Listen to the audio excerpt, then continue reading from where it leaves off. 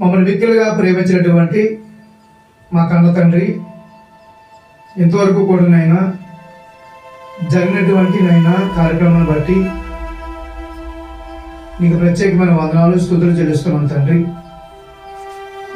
కూడి వచ్చినటువంటి పిల్లలను బట్టి నీ సన్నిధానంలో మరొకసారి జ్ఞాపకం చేసుకుంటూ ఈరోజు కొన్ని విలువైన సంగతులు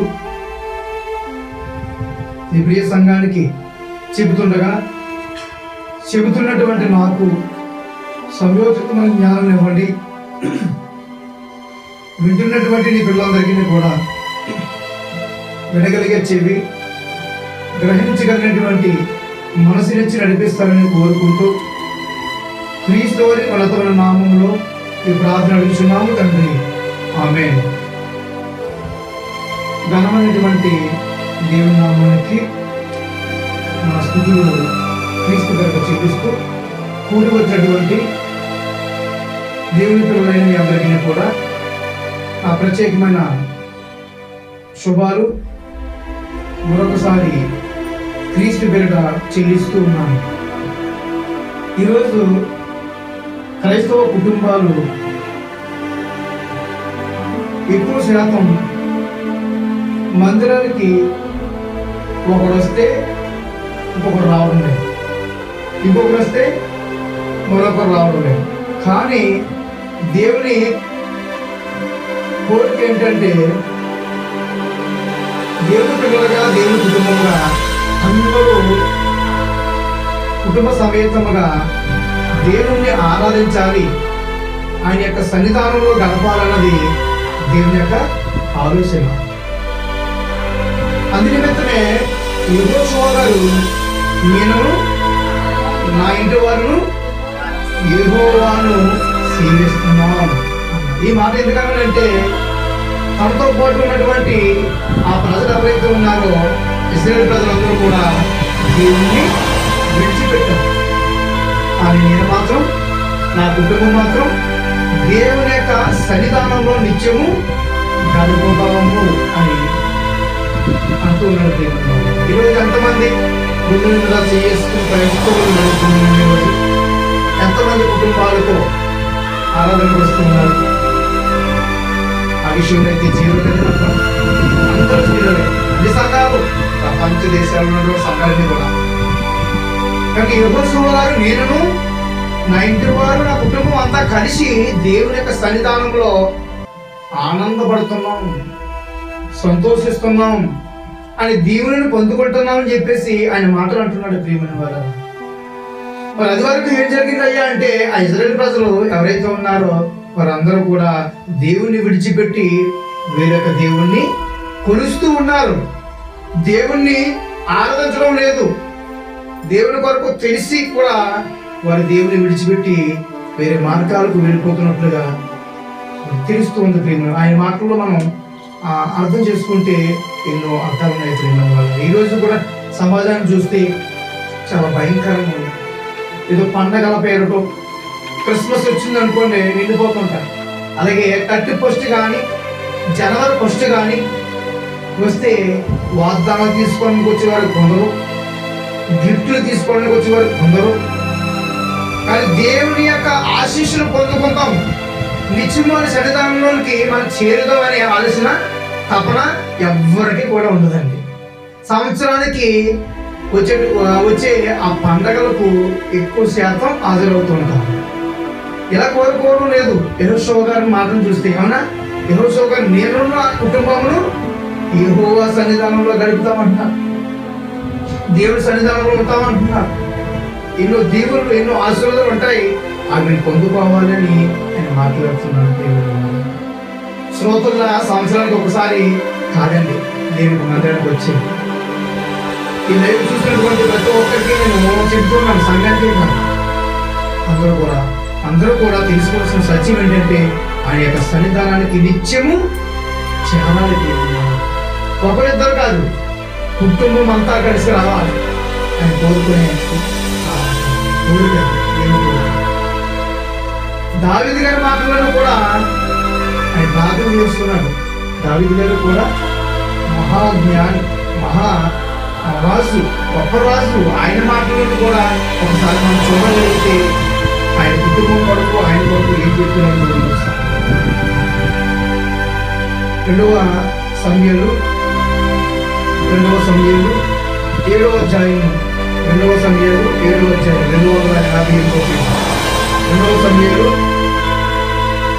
29వ వచనం.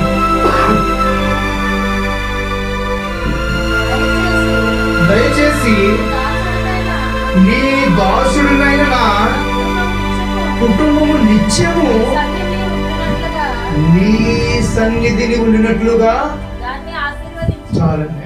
దావీదు గారు ఏమంటున్నారండి? నీ సన్నిధానంలో నిత్యము నా కుటుంబం అన్నడా, నేను అనడా? నేను నా కుటుంబం నీ సన్నిధానంలో గడిపే భాగ్యమునివ్వయ్యా అని దావీదు గారి మాటలో అంటున్నారు. దావీదు గారు గొప్ప రాజు, అలాంటి వ్యక్తి ఏమంటున్నాడయ్యా అంటే, నిత్యము నేను నా కుటుంబము నీ సన్నిధానంలో గడిపే భాగ్యము సమయమును ఇవ్వయ్యా అంటున్నాడు. అలా ఉండడం వలన కుటుంబం అంతా కూడా ఆయన సన్నిధానంలో చేరడం వలన ఎన్ని ఆశీర్వాదములు, ఎన్ని దీవులు ఉన్నాయో ఆయనకి తెలిసారు. నీ దాసుడైన నా కుటుంబము నిత్యము నీ సన్నిధిని ఉండినట్లుగా దానిని ఆశీర్వదించుము యెహోవా నా ప్రభువా, నీవు సెలవిచ్చి ఉన్నావు. నీ ఆశీర్వాదమునుంది నా కుటుంబము నిత్యము ఆశీర్వాదమునందునుగాక. అంటే ఆయన యొక్క సన్నిధానంలో ఏముందండి? ఆయన యొక్క సన్నిధానంలో కుటుంబంతో గడిపితే ఏం వస్తుందండి? ఆయనకి దీవులు వస్తాయి. దేవుని యొక్క మాట వినడం వల్ల ఆయన ఎంతో సంతోషపడతామని తెలుసుకుంటున్నాం. యెహోషువ గారు కూడా కుటుంబంతోనే అంటున్నాడు. దావీదు గారు కూడా కుటుంబంతో, నేను నా కుటుంబం కూడా నీ సన్నిధానంలో గడిపితే ఎన్నో ఉన్నాయి అంటున్నాడు. మరి ఈ మాటలు ఏమన్నా పక్క కొనేద్దామా? ఈ మాటలు ఏమన్నా అబద్ధమా? దేవుని యొక్క సన్నిధానంలో నిత్యము గడిపితే ఎన్నో దీవులు పొందుకుంటాం. ఒక తల్లి, ఒక తండ్రి పిల్లల కొరకు ఎంత ప్రేమగా ప్రార్థన చేస్తూ ఉంటుందో కదా, చేస్తుంటారు. నిస్వార్థమైన ప్రేమ తల్లిది పిల్లల పట్ల, స్వార్థపూరితమైన ప్రేమ పిల్లల పట్ల. నా పిల్లలు బాగోవాలని ఖచ్చితంగా ఆశిస్తుంది. ఎందుకంటే నా పిల్లలు బాగోవాలని కన్నీటి ప్రార్థన చేస్తుంది. అలా ఒక తల్లిదండ్రుల కొరకు మనం ఆలోచన చేస్తే బిల్లు గ్రహం మీ అందరికీ తెలిసే ఉంటుంది. ఆ బిల్లు గ్రహం గారు తల్లి ఆయన ఎక్కడో పని చేస్తున్నప్పుడు ఆ తల్లి ప్రార్థన వల్లంట ఆయనకి శాంతి, సమాధానం, వాదార్పు కలిగిందంటండి. ఆమె ప్రార్థన ఎలా చేసిందో తెలుసా అండి? మోకరించి మోకాలకు బొబ్బలు కట్టేలా ప్రార్థించిందంటండి. నా కొడుకు నిత్యము నీ సన్నిధానంలో గడపాలి అని. బిల్లిగ్రహం గారు తన మాటల్లో, తన పుస్తకాలు రాయించింది. నా తండ్రి ప్రార్థన ఎంతో శక్తివంతమైనది. నా తల్లిదండ్రులు ఆ కొరకు ప్రార్థన చేశారు. ఆ ప్రార్థన నన్ను ఈరోజు ఇలా నిలబెట్టింది, అలా ఉన్నతమైన స్థితిలో చేర్చింది. ఈరోజు తల్లిదండ్రులుగా తమ పిల్లల కొరకు చాలా ప్రార్థన చేసుకుంటారు. దేవుని తర్వాత తల్లిదండ్రులే ఎక్కువ పిల్లల కొరకు ప్రార్థనలో గడుపుతారండి. ప్రేమించేవాడు. దేవుని తర్వాత ఎవరైనా భూమి మీద ఉండాలి అంటే తల్లిదండ్రులే కదండి. తల్లిదండ్రుల కంటే ఎక్కువ ఎవ్వరు ప్రేమించలేరండి. అంత గొప్ప ప్రేమను పంచుతారు పిల్లల పట్ల. ఆ ప్రార్థనలో కూడా స్వార్థం ఉంటుంది. నా పిల్లలు బాగోవాలి, ఉండాలి, నా పిల్లలు బాగోవాలి, ఉన్నత స్థితికి ఎక్కాలి, చక్కగా ఉండాలి అని చెప్పేసి ప్రియులు వాళ్ళు. కొందరు ప్రార్థన ఎలా ఉంటాయంటే ఉద్యోగం రావాలి, ఏదో సెటిల్ అవ్వాలి, లేదా ఆరోగ్యం బాగోలేదు, ఇలా ఉంటాయి. కానీ తల్లి ప్రేమ మాత్రం చూడండి. ఉన్నతమైన స్థితిలోనికి దేవుళ్ళు బ్రతకాలని నిత్యము తల్లి కోరుకుంటుంది, తండ్రి కోరుకుంటారంట. ఈరోజు తల్లిదండ్రుల ప్రేమతో గొప్పది. తన తండ్రి ప్రేమ తర్వాత తల్లిదండ్రులనే మీ పాత్ర. నిజంగా మరి అగస్టిన్ గారి వరకు మీకు తెలిసి ఉంటుంది. అగస్టిన్ గారు యవ్వన వయసులో ఉన్నప్పుడు ఆయన తన యవ్వన వయసులో ఉన్నప్పుడు చాలా కార్యాలు చేశాడండి. ఏ కార్యాలు అంటే చాలా దారుణమైన కార్యాలు, పాపపు కార్యాలు. తనకు నచ్చిన జీవితాన్ని ఎన్నుకున్నాడు, తనకు నచ్చినట్టు మార్గాన్ని ఎన్నుకున్నాడు, తనకు నచ్చినట్టు తిరిగాడు అగస్టిన్ గారు. విచారం కూడా చేశాడు. అగస్టిన్ గారి యొక్క చరిత్రను చదివితే, పుస్తకాలలో రాసుకుంటే చదువుతుంటే అది మంచి మంచి పుస్తకాలు స్టడీ చేయండి, మంచి జ్ఞానం వస్తుంది. దేవుడి వరకు గొప్ప సాక్షులు వారు అందరూ కూడా విగ్రహంగా కావచ్చు, చక్కగా అగస్టిన్ గారు కావచ్చు, గొప్ప గొప్ప సాక్షులు. వాళ్ళ జీవితాన్ని చూస్తే వెనకాల చాలా ఘోరమైన జీవితం. మరి తర్వాత తన జీవితమే మారిపోయింది. ఎలా మారిపోయిందంటే తన తల్లి యొక్క ప్రార్థన వలన. ఈ యవనస్తుడు, అగస్టిన్ యవనస్తుడు చాలా అక్రమ సంబంధాలు పెట్టుకున్నాడు, చాలా భయంకరంగా తిరిగాడు, తనకి నచ్చినట్టు తిరిగాడు, తనకు నచ్చిన జీవితాన్ని ఎన్నుకున్నాడు. కానీ చివరికి తన జీవితం పాడైపోతుందని తెలుసుకున్నాడు. తన తల్లి యొక్క ప్రార్థన, తన తల్లి యొక్క విశ్వాసము, భక్తి తనను మార్చిందని. తన మార్పుకు గల కారణం నా తల్లి అని సాక్ష్యం పలికాడైనా. నా తల్లి ప్రార్థన, నా తండ్రి ప్రార్థన అని చెప్పాడు. ప్రియమని వాళ్ళారు. పిల్లల పట్ల తల్లిదండ్రులకు బాధ్యత కలిగి ఉండాలి. కుటుంబం అంతా కలిసి పిల్లలను తీసుకొచ్చే బాధ్యత తల్లిదండ్రులు.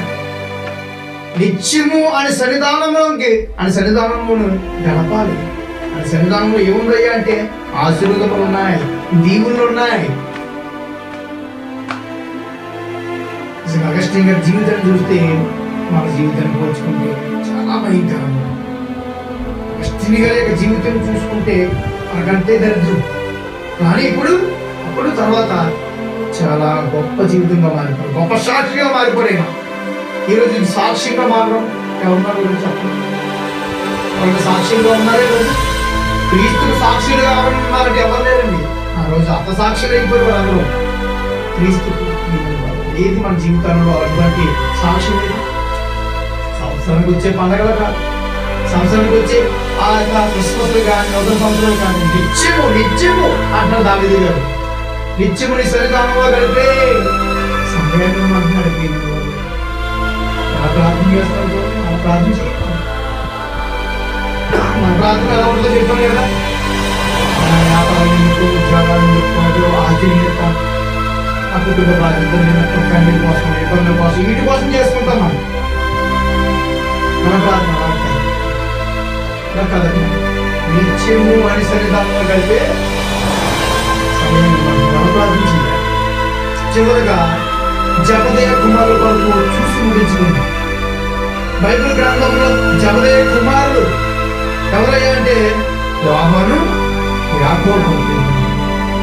వీరిద్దరు బిడ్డల కొరకు కూడా ఆ యొక్క జబదయ కుమారులటువంటి ఆ తల్లి సొలోమి కూడా వారి కుమారులు బహుగా దేవుని యొక్క సన్నిధానంలో చేరాలనుకున్నారు. వారు ఒకరినేమో కుడి పక్కన, ఒకరినేమో ఎడ పక్కన ఉండేలాగా ఆశీర్వదించి దీవించమని కోరుకుంది ఆ తల్లి. ఒక మంచి ప్రార్థన చూడండి. ఆమె ఏం కోరుకుంది? నా కొడుక్కి ఏమైనా తగ్గ చదువు కావాలనుకుందా? నా పేరుకో ఇంకో చిన్న కుమారుడికి ఏదైనా సీఎం పోస్ట్ కావాలనుకుందా? లేదండి. ఈ లోకానుసారమైన పోస్టుల కొరకు ఆమె ఏమి పోకరావాలా? ఆమె ఏమంటుందో తెలిసండి. మత్తయి వార్త 20 వచనం. ఆ సొలొమోను గారు, ఆ తల్లి గారు ఏమన్నారో చూడండి. తల్లిదండ్రులు తమ పిల్లల కొరకు ఎలా ప్రార్థించారో చూడండి. ఈ ప్రార్థన మనం నేర్చుకుంటే మన జీవితాలు ధన్యమండి.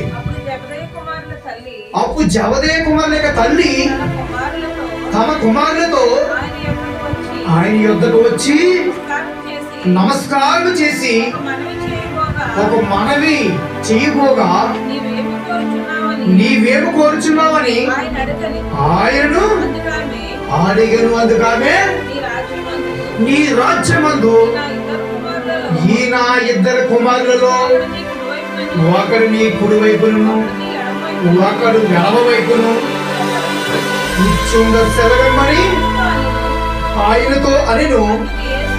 అందుకు యేసు, మీరు ఏమి అడుగుచున్నారో మీకు తెలియదు. చాలండి. మా ప్రార్థన ఎలా ఉండాలో చెప్తుంది. తల్లి నేర్పిస్తుంది. అయ్యా, నిత్యము నీ సన్నిధానంలో గడపాలి మేము, నిత్యము నీ చెంత ఉండాలి మేము. నా పెద్ద కుమారుడేమో కుడివైపున, రెండో కుమారుడేమో ఎడమ వైపున ఉండే భాగ్యం ఉండే అదృష్టాన్ని నాకు కలిగించు దేవా యేసు అని చెప్పి ప్రియమైన వాళ్ళ అవి కోరుకుంటున్నారు. ఎవరు చెంతకు వచ్చిందని? క్రీస్తు చెంతకు వచ్చింది. అది చెంతకు వచ్చి అడుగుతుంది. మనం ఎవరి దగ్గర రావాలి? అంటే దేవుని యొక్క మందిరానికి రావాలి, దేవుని యొక్క సన్నిధానానికి రావాలి, నిత్యమైన సన్నిధానంలో గడపాలి, నిత్యమైన కొరకు పాడాలి, నిత్యమైన కొరకు ప్రార్థించాలి. తల్లిదండ్రులుగా పిల్లలుగా నా నిత్యమైన సన్నిధానంలో గడిపి నిత్యమైన కొరకు ప్రార్థించగలిగితే ఎన్నో దీవులు ఉన్నాయి. ఈ 2024 సంవత్సరము ఇక గడిచిపోతుంది. ఇక 3 రోజులు 4 రోజులు మాత్రమే మిగులుతుంది మనకి. ఈ 4 రోజుల్లోనైనా కానీ మన జీవితంలో నిత్యము ఇదిగో వనంబరికలు చేసుకో, దేవుడితో సిద్ధపాటు మనసు కలిగి చేసుకోని, ఇదిగో సిద్ధపాటు మనకు కలిగి ఉండి నువ్వు జీవించు. ఇదిగో రానున్నటువంటి 25వ సంవత్సరంలో దేవా నేను నా కుటుంబమును నీ సన్నిధానంలో నిత్యము ఆనందించగలిగే బాధ్యత ఇవ్వయ్యా అని ప్రార్థించింది.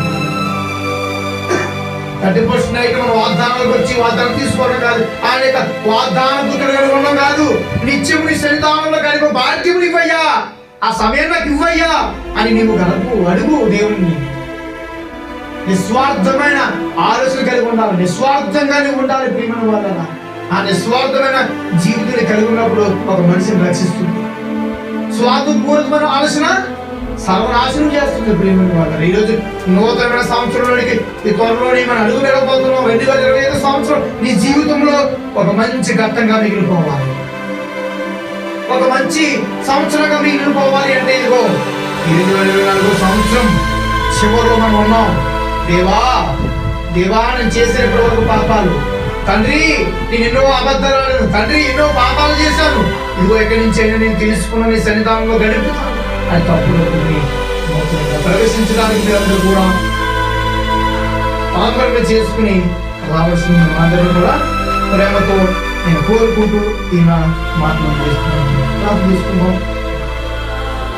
ఒక వ్యక్తులుగా ప్రేమించినటువంటి మా ప్రియాల్లో తండ్రి ఇంతవరకు కూడా అయినా ఈ సన్నిధానంలో గడిపితే ఎన్ని దీవులు ఉన్నాయో, ఎన్ని ఆశీర్వాదాలు ఉన్నాయో అయినా నేను తెలుసుకొని మీ కొరకు ఈ సన్నిధానంలో గడిపే సమయమును ఎన్నో అవకాశము కల్పించమని అయినా ఈ సన్నిధానంలో వెళ్ళిపోయే బాధ్యతను నాకు ప్రార్థన చేస్తున్నాను. వచ్చినటువంటి పిల్లలందరినీ జ్ఞాపకం చేసుకోండి, వచ్చినటువంటి కుటుంబాలను జ్ఞాపకం చేసుకోండి, ఇంకా రాబోతున్న వారిని జ్ఞాపకం చేసుకోండి. ఈరోజు రాలేనటువంటి కుటుంబాన్ని జ్ఞాపకం చేసుకుంటున్నాం.